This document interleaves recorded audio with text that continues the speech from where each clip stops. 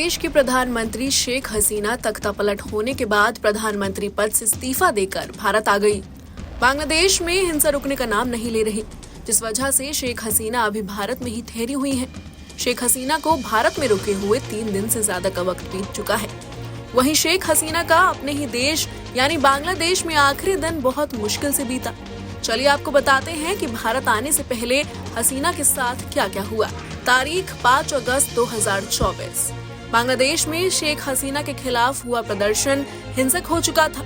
एक दिन पहले ही पुलिस से मुठभेड़ में कुल 100 लोगों की मौत हो गई थी। इस बीच ढाका से 1826 किलोमीटर दूर भारत की राजधानी दिल्ली में 2 अर्जियां भेजी जाती हैं।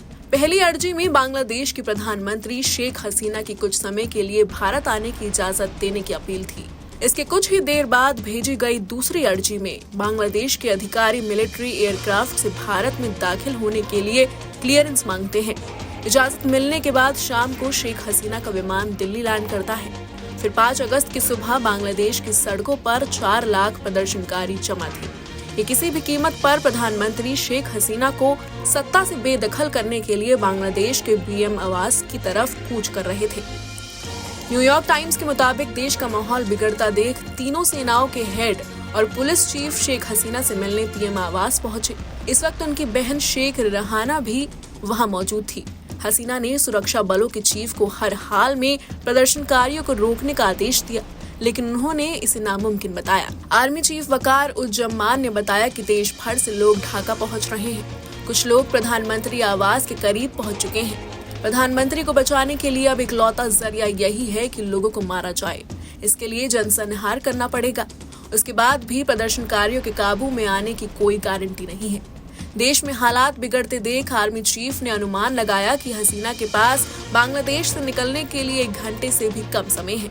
दोपहर करीब 1 बजे हसीना बहन के साथ अपने क्वार्टर के नीचे उतरी। रेहाना के हाथ में एक बड़ा सा फोटो फ्रेम था।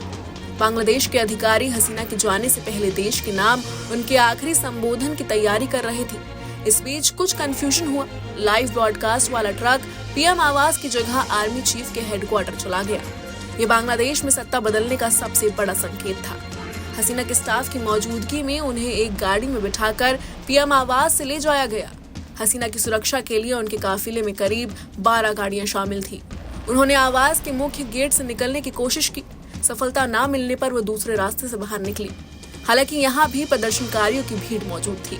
हसीना की सुरक्षा में मौजूद टीम ने मदद की अपील की। इसके बाद सेना की बख्तरबंद गाड़ियां वहां पहुंची। भीड़ को किसी तरह रोककर हसीना को वहां से निकाला गया। उन्हें सीधे एक हेलीपैड ले जाया गया।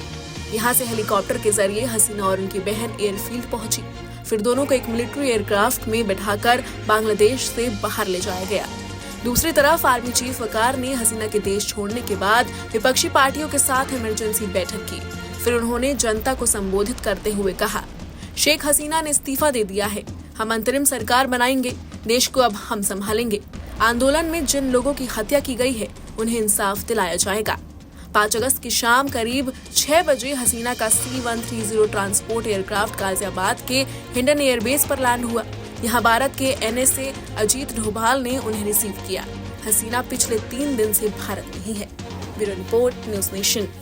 न्यूज नेशन अब व्हाट्सएप पर खबरों की ताजा अपडेट के लिए न्यूज नेशन के इस QR कोड को स्कैन करें।